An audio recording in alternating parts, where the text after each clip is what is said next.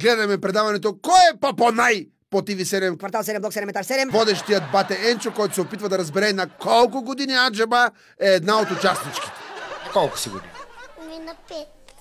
На колко? На 6. Геро, това дете расте буквално за секунди, бе. На колко си години? На 5. На колко? На 6. Последно. Да. Колко? Много. Секунди, Кръстев, расте буквално с всеки въпрос. Повече от 15 не ти давам. 15. Бре, изобщо не му личат годините на това дете, бе. Виж колко е запазено наистина. Ух, мило. Я да видя кой те доведе днес на шоуто. Здравейте. На колко години я покажете с пръстчета? На 4 казаха. Как на 4? Явно бате Енчо не може да брои. Здравейте. На колко години я покажете с пръстчета? На 4 казаха. След като разбрахме на колко години е горе-долу детето, да видим какво работи майка му.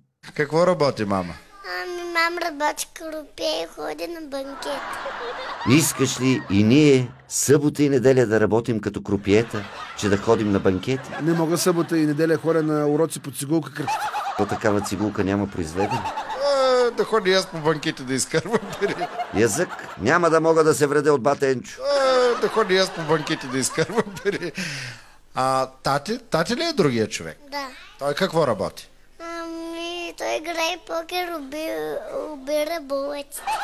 Това семейство са си избрали много доходоносни професии. Да, докато мама ходи по банкети, тате обира бълъците.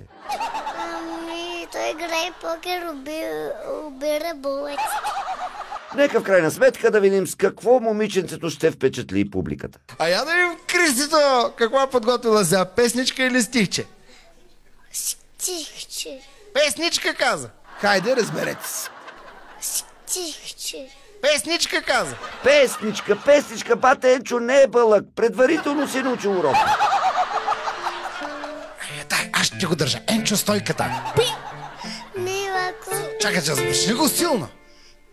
Чакай, бако. От начало. 3, 4. Мила кукла Барби, мила